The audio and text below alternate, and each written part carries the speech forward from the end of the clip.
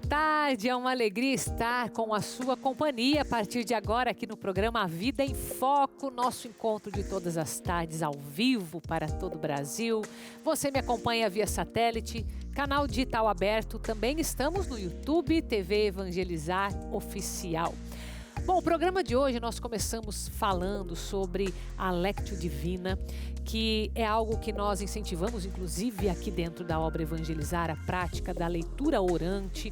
E vamos entender também nessa quarta-feira mariana qual é o papel de Maria dentro do plano de salvação. Para falar sobre esse assunto que é super profundo, nós vamos conversar com ele, Altierres dos Santos, que é escritor, mas também é doutor em Ciências da Religião, está diretamente em São Paulo, já nós vamos conversar com ele. Também vamos falar sobre essa época do Natal, que apesar de ser de muita esperança, também traz alguns sentimentos de solidão para algumas pessoas. E é importante que nós saibamos como acolher, como na verdade, agir e ajudar essas pessoas. Então vamos falar sobre este tema também. E também vamos falar sobre essa sensação de calor que nós estamos vivendo e ainda assim com o nariz entupido. Já aconteceu isso com você? Por que será que nós vivemos esse tipo de problema respiratório? Então fique comigo que está começando o programa A Vida em Foco.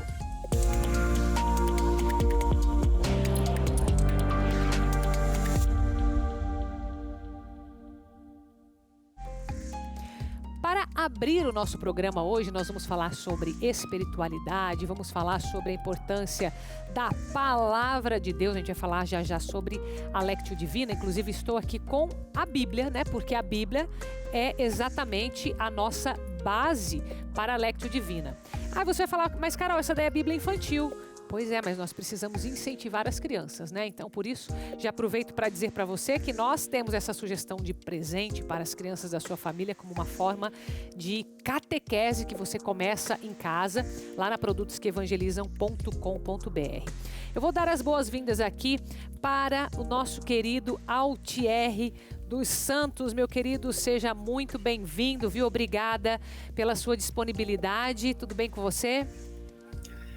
Tudo bem, Carol? Você tá bem também? Graças a Deus, muito bem, viu? Obrigada mesmo pela tua disponibilidade, por poder compartilhar com a gente hoje sobre a Lectio Divina. Eu sei que você também vai entrar nessa questão de Maria no plano da salvação, né? Por onde que você quer começar, meu querido? Porque eu sei que você é doutor, então quero aproveitar da tua inteligência aqui hoje, viu? É um prazer. A gente pode começar falando dessa busca que as pessoas têm no nosso tempo por alguma coisa que dê sentido à vida. E muitas vezes as pessoas acabam buscando espiritualidades até exóticas, digamos assim, práticas diferentes, mas sem saber que a igreja tem um tesouro que é a Lectio Divina, um tesouro que é anterior à própria igreja. Significa ler a vida pela palavra, e é uma leitura mística que a gente entra na narrativa bíblica e ao mesmo tempo a gente consegue aprender uma sabedoria muito profunda, muito rica. Então, podemos começar por esse ponto. Altierres, deixa eu te fazer uma pergunta então. Você está falando que é a partir da leitura da Bíblia, mas é uma leitura que, sendo profunda, ela pode ser mais simples e qualquer pessoa pode fazer, ou ela exige um conhecimento, um estudo, algo, saber outros idiomas, né, para saber a tradução da Bíblia? Como que é isso? É interessante se houver talvez aí uma carga cultural maior, o aproveitamento é maior ainda, porque a Bíblia foi escrita numa língua específica, ou em algumas línguas específicas, e essas línguas usaram uma simbologia própria. Por exemplo, só para ter uma ideia, para dar um exemplo simples, nas duas primeiras narrativas da criação, de Gênesis 1, Gênesis 2 e 3, nós temos palavras que são próprias para explicar a origem da pessoa. Então, quando Deus cria a pessoa a partir da argila e do sopro, os escritores sagrados queriam dizer muito bem que Deus estava criando o ser humano como matéria e espírito, como corpo e alma. Então, as palavras têm um sentido, claro, mas sim, as pessoas sem essa necessidade desse conhecimento específico podem aproveitar bastante também da Lectio Divina, sem dúvida. Principalmente porque as Bíblias católicas têm uma nota de rodapé que pode ajudar muito, não é? Legal. E existe, por exemplo, uma ordem que seja mais apropriada para quem está iniciando, para conseguir fazer essa leitura com essa espiritualidade, como você coloca? Tem sim, tem uma ordem. A ordem é a seguinte: a Bíblia tem quatro sentidos. Os textos bíblicos têm 4 sentidos diferentes. O primeiro é o mais utilizado, é o sentido alegórico. É o sentido que utiliza os exemplos metafóricos para traduzir linguagem simbólica, teológica para a vida prática. Então, esse exemplo muito claro, muito direto, as parábolas de Jesus são exemplos de textos alegóricos. Mas também há o sentido literal, o sentido moral e o sentido anagógico. Então, se há uma ordem, é preferível que a pessoa comece a ler a Bíblia e fazer Lexio Divina a partir desses textos chamados de alegóricos, ou que tenham um sentido alegórico. Ah, que legal, muito bom. Altierres, bom, só lembrar aqui, né? Altierres dos Santos, ele é doutor em Ciências da Religião, é escritor, palestrante, professor universitário, também fundador da Rede Catequista em Missão, membro da Sociedade Brasileira de Catequistas, né? Tá falando com a gente direto de São Paulo. Eu gosto de dar as referências, né? Para o pessoal saber que você tem propriedade para falar, né, meu querido? E a partir deixa eu fazer um parâmetro agora. A partir da Lexio Divina, então, a partir desses primeiros passos que você está colocando aqui para a gente, como que nós podemos entender mais a fundo, por essa prática da leitura orante, o papel de Maria na história da salvação, já que nós estamos nos aproximando tanto desse momento, né, do Natal? Permita-me fazer aqui aproveitando a sua fala, fazer também uma orientação para quem nos acompanha, né? Leitura orante é uma expressão usada, mas não é o mesmo que Lexio Divina. A leitura orante é uma derivação. Ela, no mínimo, não tem o último degrau.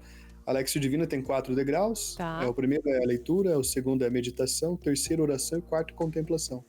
A leitura orante não tem na prática, não tem, ainda que possam dizer que tem, ela não tem a contemplação. Bom, e para ir direto na sua pergunta, eu tive já a oportunidade de ministrar no Brasil todo vários cursos de Mariologia, inclusive lá na universidade também. E eu escrevi, Carol, esse livro aqui, acho que foi publicado ano passado, Presença de Maria. Que legal, pela Divina com os textos marianos, é um tratado de Mariologia, eu acho que ele tem cerca de 400 páginas, talvez, é quase isso. Bem profundo. Maria é importante demais para o cristianismo e essa presença precisa ser redescoberta cada vez mais. Para nós católicos, a gente tem que olhar para Maria como alguém que ensina pelo exemplo e também com quem nós rezamos. Não rezamos para Maria, rezamos com Maria. Mas para os cristãos em geral, Maria é uma completa, uma ilustre desconhecida. Os cristãos, se tirando os católicos e os ortodoxos, talvez alguns protestantes clássicos, não conhecem Maria. Acontece que Maria é central na história da salvação porque ela aponta para Cristo. É o ser humano mais excelso que já existiu, o ser humano mais próximo de Deus, porque se aproximou do Pai e do Filho e do Espírito Santo de um modo como ninguém se aproximou. Bom, mas isso torna Maria, então, uma espécie de figura central? Sem dúvida, pelo que ela nos ensina. Embora Maria tenha falado apenas 7 vezes em toda a Sagrada Escritura e tenha aparecido em 12 cenas diferentes no Novo Testamento, olha só que números, né? Os números, né? Isso que eu tô reparando. É engraçado, é interessante. O alcance desta presença dela na Sagrada Escritura e na nossa vida é gigantesco. Então, Maria nos ajuda muito pelo exemplo e pela mulher que ela continua sendo. E para dizer, Carol, só para a gente dar um ponto nessa questão, ver o que ela viu, sentir o que ela sentiu e passar o que ela passou não é uma coisa muito simples, não é para qualquer pessoa. No mínimo tem aí uma coisa muito séria, tem um elemento muito bonito de aprendizado. Então, eu tenho nesse livro Presença de Maria, nesse tratado mariológico, 24 léxios divinas, são 24 retiros, 12 são das santas mulheres que precederam Maria no Antigo Testamento e 12 são as passagens relacionadas à Mãe de Jesus no Novo Testamento, né? Então, acho que vale a pena. O pessoal pode encontrar isso nesse livro na internet, né? Enfim, na editora Paulus. Muito boa indicação, obrigada, viu? Imagino que tenha sido um trabalho árduo também você fazer todo esse estudo essa pesquisa, essa oração? Como que foi esse processo? Eu sou formador e trabalho com a formação de seminaristas, do clero, das religiosas e das catequistas há muito tempo, faz acho que quase 15 anos. 15 anos. E sempre, a cada ano, eu administro um novo curso de Mariologia. Então, na pandemia, eu precisava pregar alguns retiros, inclusive um deles era aí no Paraná. E por conta da pandemia, então não aconteceu, mas eu disse, vamos fazer alguma coisa, eu mando para vocês o retiro. Bom, eu gravei o retiro e mandei o áudio do retiro, e aí isso virou o livro depois. Mas é claro, é fruto de muita pesquisa, né? Não se prega um retiro só com algum tipo de boa vontade, né? Tem que ter pesquisa, porque as pessoas são exigentes e inteligentes, elas não engolem qualquer coisa, né? E no nosso mercado, digamos assim, religioso brasileiro, há muita coisa sendo produzida como se fosse uma autoajuda. Isso não é bom, não é positivo. Então você também está trazendo algo que seja para distinguir esse setor, digamos. Interessante, sim, né? É de toda fato. A tua carreira também, né? Isso, todo exato. Estudo. Os padres olham para esses livros, é uma coleção, na verdade. Tem aqui o livro que fala sobre Cristo, que é Deus nos lê pela sua palavra, que são as léxias divinas do ciclo quaresmal, né? Quaresma, Semana Santa e Páscoa, aliás, do ciclo pascal. E também esse recente que saiu na semana anterior, chamado Anjos, Presença de Deus. Então, é uma trilogia, há ainda outro da Santíssima Trindade e outro do Espírito Santo, e a gente vai colocar ainda. Mas os padres olham para esses livros como se fossem livros de homilia, e é bom que façam isso, mas eu escrevi para as pessoas de vida apostólica que têm os seus apostolados diversos aí, não é? Eu ia te perguntar sobre o público, então você respondeu. Que legal, muito bom, hein? Fiquei já curiosa para conhecer a sua trilogia. Obrigada pela tua dedicação, pelo seu tempo, pela sua missão mesmo, né? Porque não é só apenas a respeito de um livro, né? É o conteúdo profundo e uma dedicação de vida mesmo. Então, que bom que você faz parte de toda essa catequese, dessa formação. E tão jovem. Que bom. Obrigado.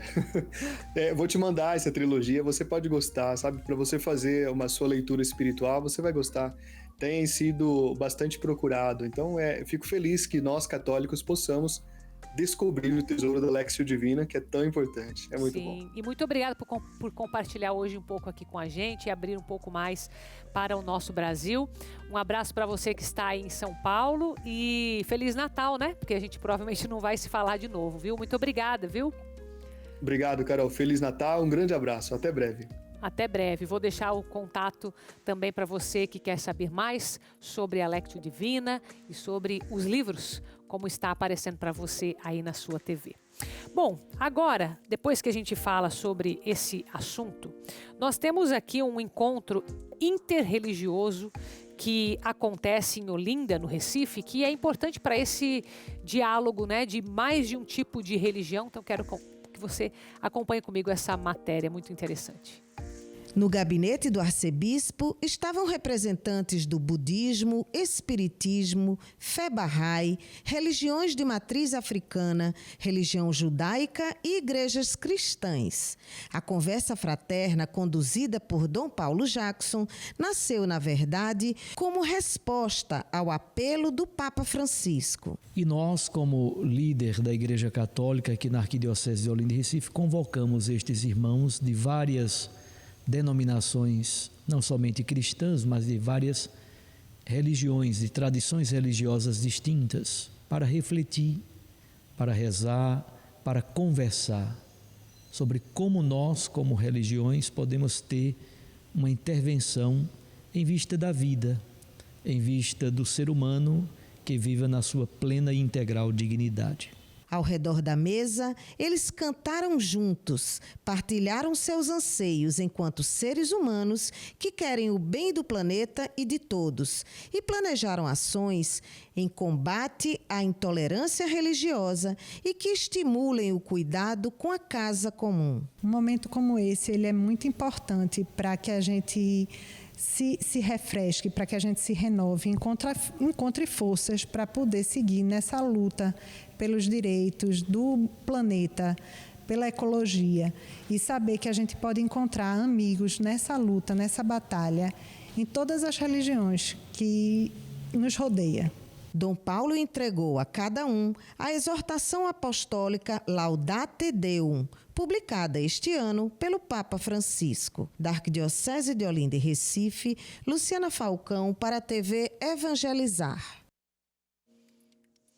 E esta manhã, a Câmara Municipal de Curitiba inaugurou um espaço ecumênico, onde foi celebrada uma missa em ação de graças pelo encerramento do ano, e tivemos a presença de nosso arcebispo metropolitano, Dom José Antônio Peruso, e também Dom Reginei Módolo, na Capela Ecumênica. Acompanhe como foi. A graça de nosso Senhor Jesus Cristo, o amor do Pai e a comunhão do Espírito Santo estejam convosco. Bendito seja Deus que nos reuniu no amor de Cristo. Na última sessão do ano, a Câmara Municipal de Curitiba realizou uma missa especial em ação de graças, celebrada pelo arcebispo metropolitano de Curitiba, Dom José Antônio Peruso, com a participação do bispo auxiliar Dom Reginei. Ao final da missa, o espaço ecumênico foi inaugurado.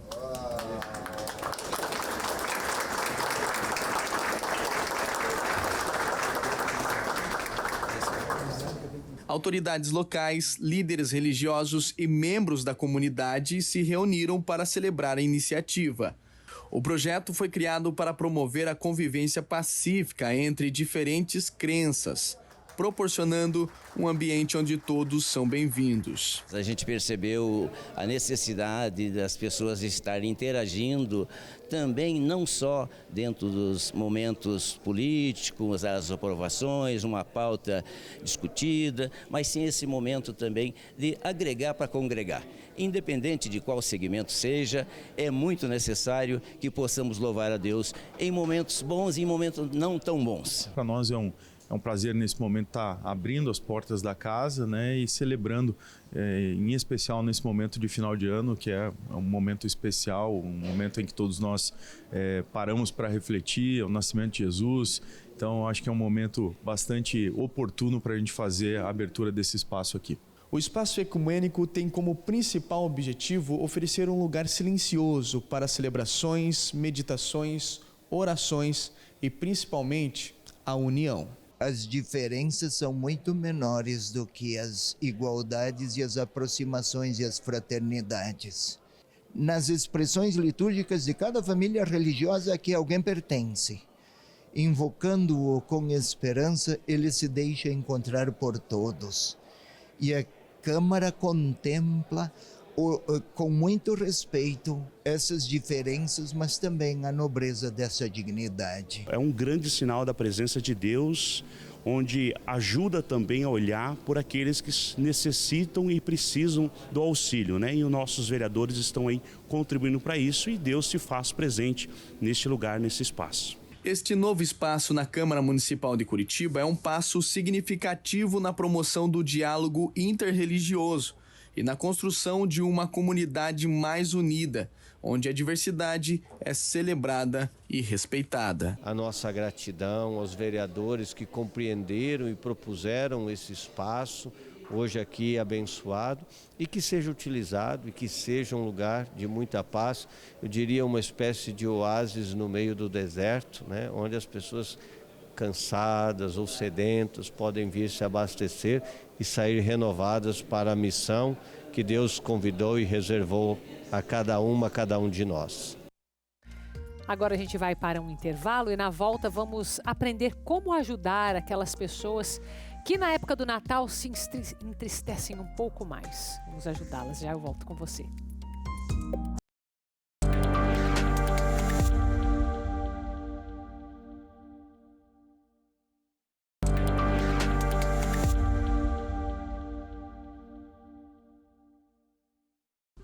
E eu volto com uma ótima notícia, já estamos com 82% da nossa meta atingida na ação Menino Jesus, que nós estamos ainda com um pedacinho para completar. Você sabe que essa ação é algo muito especial que nós fazemos nessa época do ano para poder abraçar mais de 10 mil crianças todos os meses de 2024, em parceria com a Pastoral da Criança, nesse projeto Abracei. Talvez você esteja se perguntando assim, Carol, mas eu lembro que já foi apertada a mão, né, para esse projeto acontecer lá no Natal Solidário. E daí, você está falando que ainda estamos com 82%, porque ainda falta um caminho. Olha, agora eu vou te dizer uma coisa, inclusive nós estamos hoje com o dia do Pix para isso. Você sabe que muitas vezes a gente tem que dar o passo e depois Deus vem com o caminho, não é assim? Muitas vezes a gente tem que fazer isso. E na obra Evangelizar, nós fazemos e vivemos essa esperança de que você que é o nosso associado ou você que não é nosso associado, pode nos ajudar e nós precisamos sim caminhar um pouco mais para chegar na nossa meta. É claro que é com muita alegria que eu digo isso, porque 82% significa que muita gente já ajudou. Então, muito obrigado a você que já me ajudou até aqui, que nos ajudou, né? Não é porque não é para mim, é para obra e para a Pastoral da Criança especificamente. Mas tem algo que a gente pode fazer mais hoje, por isso o dia do Pix, porque eu sei que tem pessoas que vão falar assim, Carol, mas eu não sei se o tanto que eu vou poder ajudar vai ser o suficiente ou não. Então, nós criamos esse dia justamente para mobilizar todo mundo aqui pela TV Evangelizar, por todos os nossos meios de comunicação, para que você possa dar um passo agora, pegar o seu celular na mão. É tão fácil, você pega, aponta a câmera do seu celular, já vai aparecer ali, você vai ver como se fosse um link, né? Como se fosse, não é um link. Você clica em cima e vai ser direcionado para a página para fazer o seu Pix. Você vai ter que abrir o seu banco, né, a conta do seu banco e colocar os seus dados, mas direto para o CNPJ da obra. E o valor que a gente sugere, R$10, só para você ter um norte. Porque assim, ó, eu já escutei pessoas deixando de fazer porque acha que R$10 é pouco. Aí você vai me ouvir falar aqui, vai falar, nossa, mas só R$10? Não, eu vou fazer 20, porque a Carol falou que era 10, eu vou fazer mais até. Achei que não precisaria ser tão pouco. E é pouco mesmo, é com esse pouco que nós vamos chegar no nosso 100% e que nós vamos poder, de fato, ajudar. É uma obra de caridade que nós fazemos com crianças que precisam, não só do nosso carinho, da nossa atenção, mas também de material, da ajuda financeira, e é por isso que a gente te pede.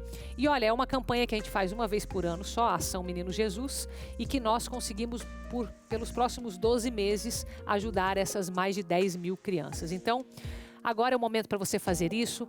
Não deixa para amanhã, porque a gente tem pouquíssimo tempo, né? Estamos contando as horas aí, os dias para a gente encerrar esses números, e nós contamos com você. E não importa se você faz parte da obra, se não faz, nos ajude, porque nós precisamos ajudar a Pastoral da Criança, tá? Então, muito obrigada, conto com a sua ajuda extra neste momento.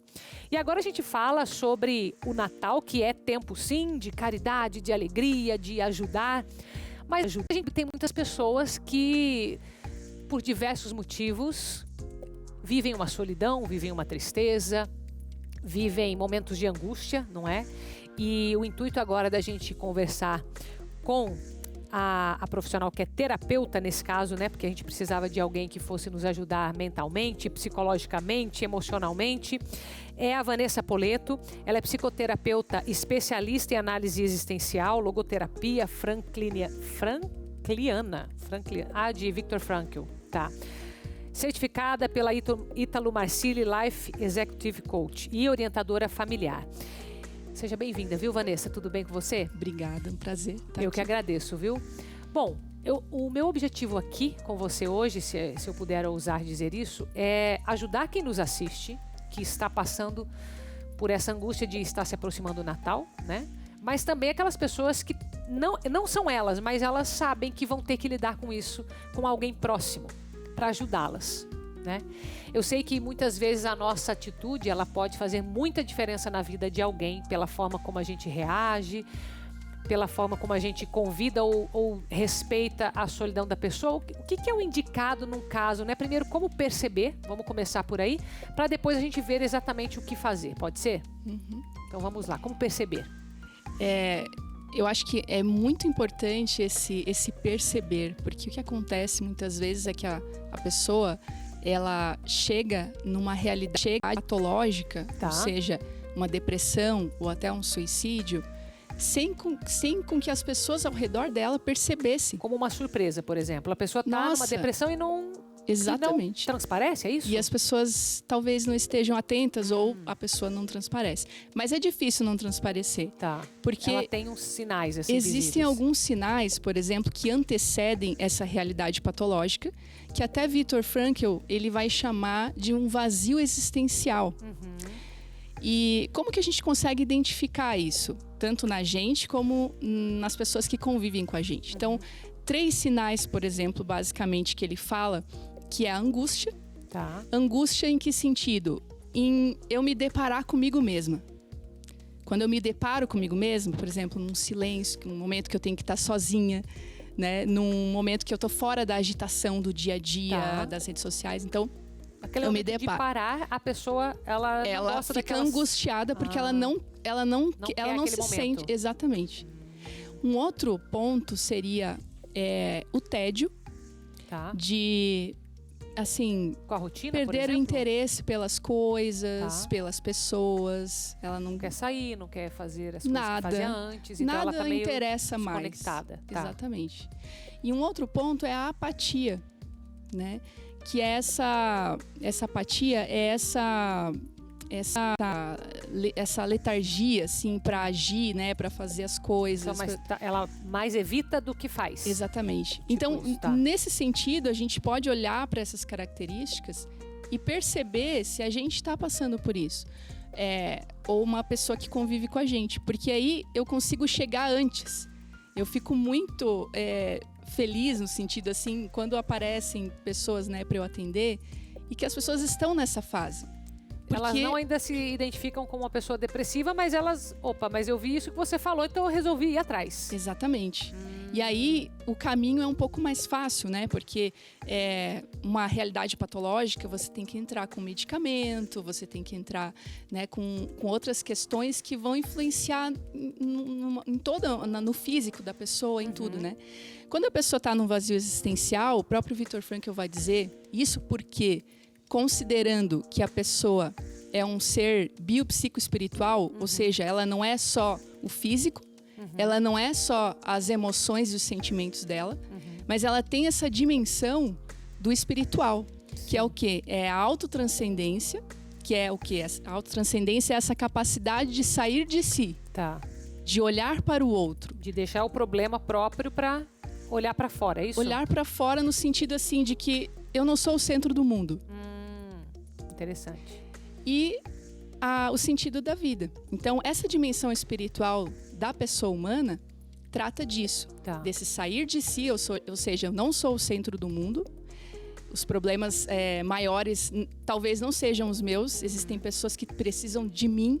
A vida me convoca a algo, a uma missão, né? Então, percebe que as pessoas, em geral, que sofrem, elas sofrem por causa de uma crise de sentido de vida. Porque elas estão tão fechadas em si mesmas que elas não conseguem perceber os outros, elas não conseguem perceber a vida chamando, ou seja, o que a vida está te chamando hoje? Né? Porque o sentido da vida, ele não está aqui dentro, ele está fora. Então a vida está o tempo inteiro nos convocando a alguma coisa, a responder a alguma coisa. E isso dá uma grande virada na nossa vida. De verdade, assim, porque eu passo a entender que eu estou aqui por algum motivo. Porque alguém precisa de mim. Porque alguma coisa precisa ser feita. Exatamente, alguma coisa precisa ser feita. E se não eu, quem vai fazer aquilo? Sim, sim. Então é uma chamada de responsabilidade, né? De você, responsabilidade no sentido de realmente dar uma resposta para a vida. E quando eu não respondo à vida, a minha vida começa a entrar nesse vazio existencial. Ou seja, eu começo a ter esses sintomas de angústia, esses sintomas de tédio, esses sintomas de apatia, né? Entendi. Então essa dinâmica. É interessante pensar que se a gente imaginar uma porta, né? Imagina uma porta que tem ali dentro daquela porta tem uma sala maravilhosa e que ali dentro está a felicidade. Né? a gente vai querer entrar ali. Todos nós, eu imagino que queremos ser felizes. A gente quer a felicidade. A gente quer uma vida feliz. Pra gente, pra nossa família. Só que, na medida que eu vou me aproximando dessa porta, o meu movimento é de puxar essa porta pra dentro. Quanto mais eu puxo essa porta pra dentro, ou seja, pra mim mesma, mais eu tranco ela. Quanto mais e se eu faço esse movimento de abrir a porta, eu estou me abrindo aos outros, me abrindo ao que o mundo precisa, ao que o mundo está me chamando a fazer. E aí eu encontro a felicidade. Abrir-se ao outro, né? Interessante. Você respondeu tudo que eu já ia te perguntar, já. Muito interessante. Mas então, eu acredito que a mensagem que fica, né, é estar alerta para esses sinais que a doutora Vanessa colocou aqui e buscar ajuda se é o caso, né? Porque não precisamos, aliás, não devemos deixar que isso vire uma bola de neve, porque depois a saída disso é muito difícil, né? Sim. E, inclusive, eu sei que chega final do ano, tem até um aumento de procura, né? Em torno de 20% de pessoas que procuram um profissional. Então, se é o teu caso, não fique de fora desse número, né? Pelo contrário, vá atrás do profissional. Aproveite para divulgar aqui, né? Nós temos uma profissional, nós temos aqui o nosso canal para você também. Às vezes, em vez de você tentar convencer alguém, você passa o link e a pessoa assiste e vai se deixar convencer de uma forma mais fácil, né? A doutora Vanessa está no Instagram, né? Então eu vou deixar o teu contato aparecendo também. Sim. Se eventualmente o pessoal tiver mais alguma dúvida. E te agradeço, viu? Sim, Carol. Muito obrigada pela tua presença, tá? E Feliz Natal para você, tá? Obrigada. Obrigada. Vamos para o nosso intervalo e já nós voltamos. Já.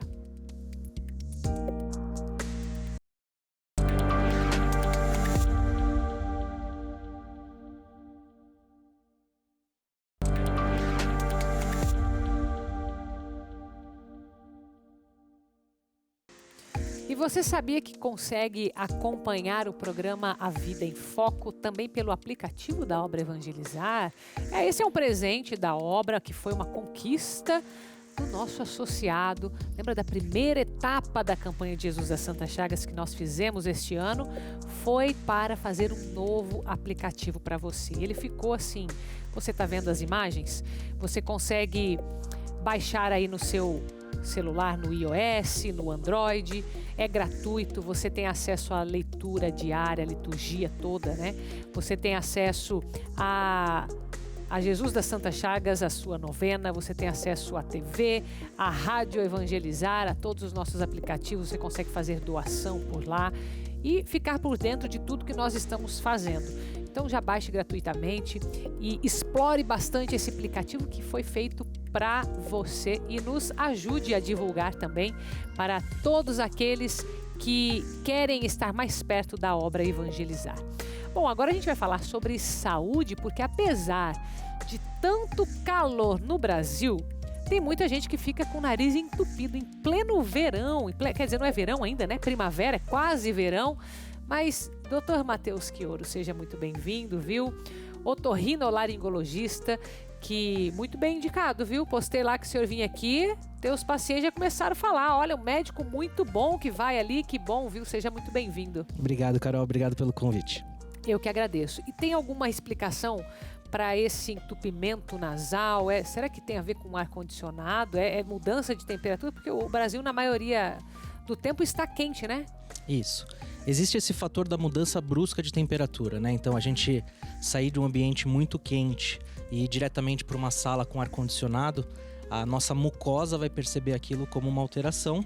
E ela vai então precisar... é prejudicial mesmo. Exato. E ela vai precisar trabalhar de uma forma inapropriada. E aí, muitas vezes, isso vai responder com a congestão nasal. O ar-condicionado também tem a grande questão de ressecar o ar.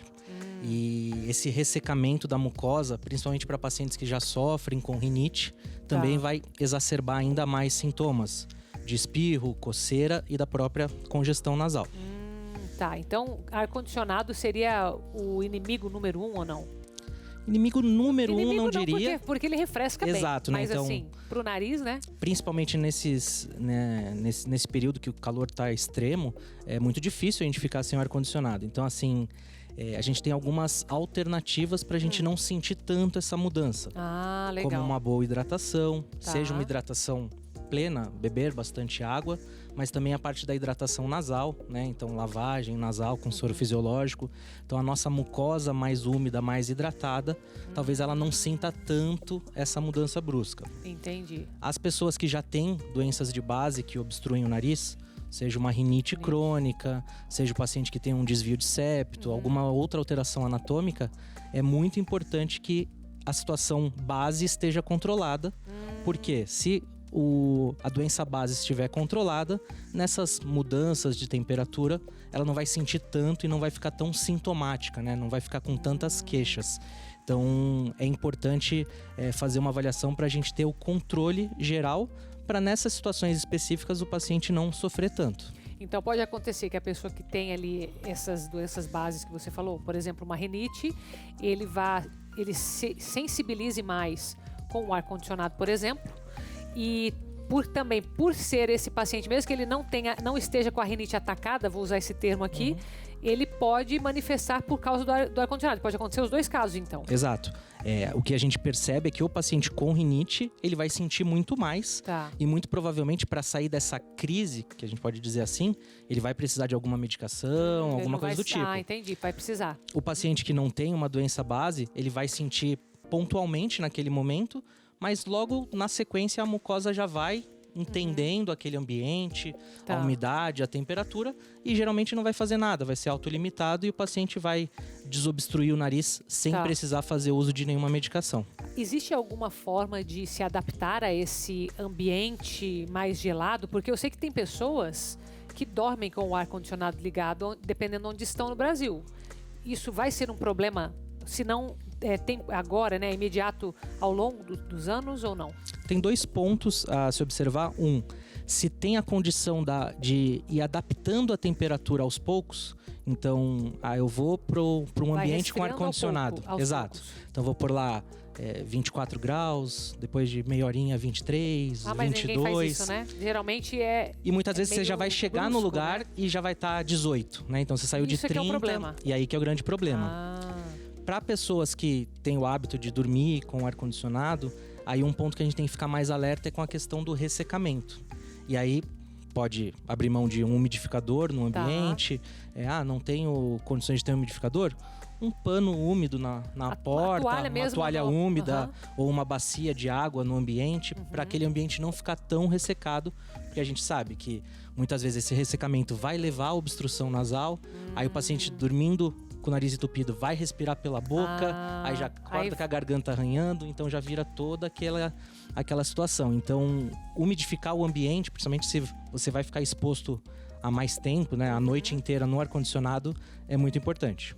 Tá, agora a gente está falando da questão do gelado, mas e a sujeira do ar também pode ser um problema ou não? Pode.